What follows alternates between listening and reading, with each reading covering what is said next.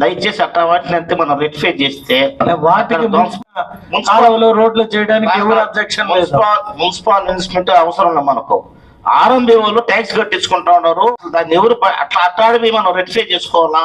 ఎందుకంటే వాటికి ఎజెండాకి సంబంధం లేదన్నా. ఎజెండాలో మనం పెట్టుండే చేంజ్ ఆఫ్ చెప్పలేదు. నేను ఎజెండా గురించి ఎందుకు చెప్పానంటే చాలా వరకు 4 ఐటమ్స్ 5 ఐటమ్స్ ఉంది. ఏమని 5లో నీకు ఏది ఇబ్బందికరం చెప్పు, బేసిక్ కోసం. ఏది ఇప్పుడు పెట్టిన 5లో చేంజ్ ఆఫ్ చేసే దీని వల్ల మున్సిపాలిటీకి కానీ మనకు కానీ ఏమి ఇబ్బంది ఉందనేది ఒక క్వశ్చన్. ఇబ్బంది అనేది ఆ వార్డులో వాళ్ళకి తెలవల్ల. ఇప్పుడు కట్టమంచు లేదు ఇంకొక జాగాల వల్ల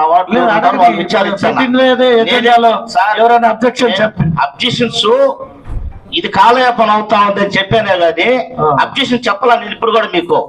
దయచేసి మీరు కొంచెం, ఎందుకంటే ఇక్కడ వచ్చి కార్పొరేటర్స్ లో వాళ్ళందరూ వచ్చి వాటర్ లేదు, డ్రైన్ లేదు, లైట్ లేదు, దానికి వచ్చారు. మీరు మనం ఇవన్నీ చదువుకుంటా పోతే లేట్ అవుతుంది. ఇంకా షుగర్ బీపీ అన్ని ఉన్నాయి. లేదు ఇప్పుడు ఎజెండాలో ఓకే అంటే 1 by 1 11 అంటారు, ఎస్ అంటే ఎస్ అనండి, నో అంటే ఎందుకు నో. అందుకే ఫస్ట్ స్టార్ట్ చేసామన్నా నేను. ఫస్ట్ స్టార్ట్ చేస్తే ఆ పని పూర్తి అయిపోతుంది. కూర్చోండి స్టార్ట్ చేయండి.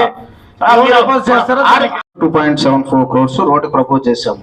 కానీ అక్కడ ఆనరబుల్ ఎమ్మెల్యే సార్ డైరెక్షన్ మేరకు both sides drain plus divider, street lighting అన్ని అరేంజ్మెంట్స్ కూడా చేయమని డైరెక్షన్ ఇచ్చున్నారు.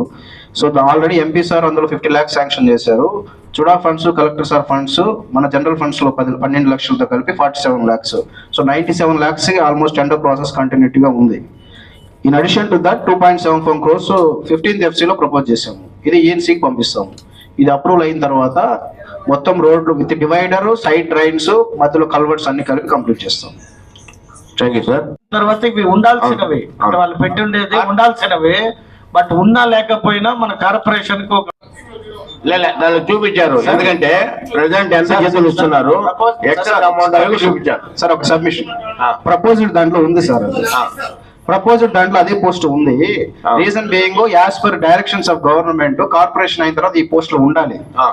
సో ఆ క్యాడర్ స్ట్రెంత్ ఉండాలి కాబట్టి మనం రికమెండ్ చేస్తున్నాం. డైరెక్ట్ సార్ రికమెండ్ చేస్తున్నారు. మనకు ఫస్ట్ ఒక కార్పొరేషన్ అవ్వాలి అంటే ఫలానా ఉండాలి అని ఉంటుంది. లేదని దాన్ని అడగలే, ఆల్రెడీ ఉంది అని మెన్షన్ చేశారు. రోడ్ డ్రైవర్ పేజ్ నెంబర్ 8 లో చూడండి. ఏంటంటే ప్రపోజ్డ్ ఫర్ రిటెన్షన్ ఇచ్చారు కదా సార్ ఆల్రెడీ రోడ్ పోస్ట్ ఉంది, అది అవసరం లేదనే ప్రపోజ్ చేశారు సార్. మీరు చేశారు, మనకు రోడ్ లేదు కదా, పోస్ట్ ఏం వాడుతున్నారు, అది శాలరీ ఎక్కువ కదా. అందుకే 0 అంటే మాకు రోలర్ లేదు.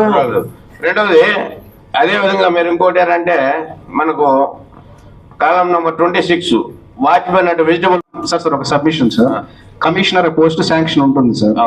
అలాగే in addition to commissioner corporation అయినప్పుడు ఈ క్యాడర్లు ఖచ్చితంగా శాంక్షన్ ఉండాలనేది ఒక డైరెక్షన్ ఉంటుంది సార్. ఉండాల్సిన వాల్యూ అడిషన్స్ అంటే ఒక మున్సిపాలిటీ నుండి కార్పొరేషన్ అయినప్పుడు ఏమేమి ఉండాలి అనేది డిమాండ్. ఇది యాజ్ పర్ జీవో.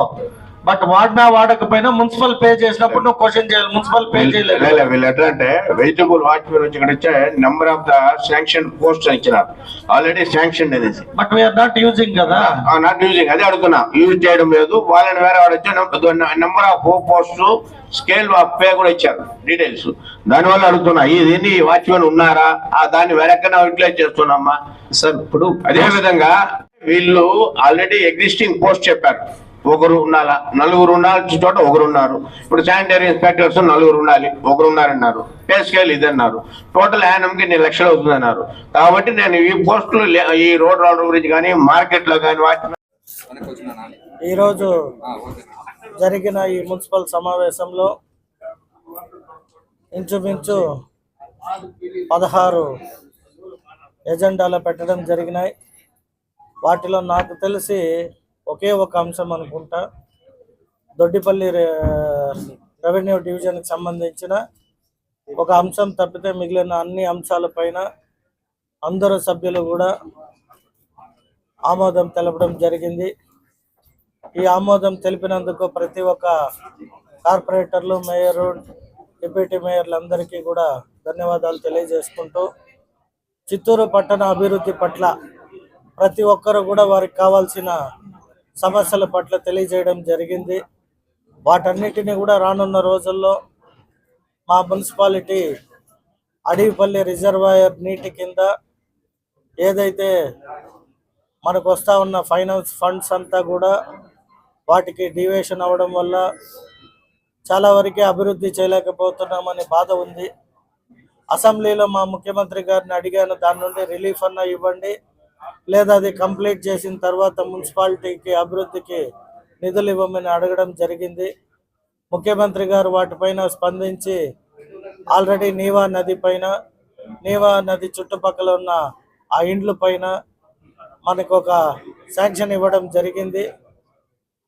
అతి త్వరలో ఫైనాన్స్ క్లియరెన్స్ చేసుకొని ఆ ఫండ్స్ని చిత్తూరుకు తెచ్చి చిత్తూరు అభివృద్ధి చేయడానికి ప్రయత్నం చేస్తామని తెలియజేస్తూ, సభ్యులందరూ కూడా చిత్తూరు పట్టణ అభివృద్ధి పట్ల, ముఖ్యంగా డిప్యూటీ మేయర్లు ఇద్దరికి 25 డివిజన్లకు సంబంధించి ఎక్కడైతే రోడ్ వైడనింగ్ చేయబోతామో అక్కడ మిగతా కార్పొరేటర్స్ను కూడా కలుపుకొని స్థానిక ప్రజలు ఎవరైతే వారి భూమి కోల్పోతారో లేదా బిల్డింగ్లు కోల్పోతున్నారో వారందరితో మాట్లాడి వాటన్నిటిని సెటరైట్ చేసి చిత్తూరు పట్టణాన్ని మంచిగా అభివృద్ధి చేయడానికి 9 సర్కిల్స్, ఫస్ట్ 7 సర్కిల్స్ అని నిర్ణయించుకున్నారు. తర్వాత ఇక్కడికి వచ్చాక ఇంకా 2 సర్కిల్స్ మన డిప్యూటీ మేయర్ గారు చంద్రశేఖర్ గారు ప్రపోజ్ చేశారు.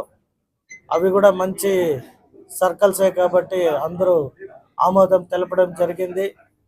కాబట్టి రానున్న రోజుల్లో చిత్తూరు పట్టణాన్ని ఒక కొత్త నగరంగా ప్రజలు, ఎందుకంటే ఇది ఒక కనెక్టింగ్ ప్లేస్, ఇటు చెన్నై నుండి కానీ బెంగళూరు నుండి కానీ ప్రజలు ఎవరైతే తిరుమల తిరుపతి దేవస్థానంకి వెళ్ళేవారు ఇది వయా వెళ్తారు. మనము టువర్డ్స్ అమరావతి వెళ్ళాలన్నా కూడా ఇతర రాష్ట్రాల నుండి చిత్తూరు మీదుగానే వెళ్తారు. కాబట్టి చిత్తూరు పట్టణాన్ని అభివృద్ధి చేయడానికి ఏమేం కావాలో అవన్నీ కూడా డిస్కస్ చేయడం జరిగింది. వారందరి కొన్ని సూచనల మేరకు రానున్న రోజుల్లో మున్సిపాలిటీలో అభివృద్ధి చేయడానికి ఏవేవి సూచించారో వాటన్నిటిని కూడా చేస్తామని తెలియజేసుకుంటున్నాం.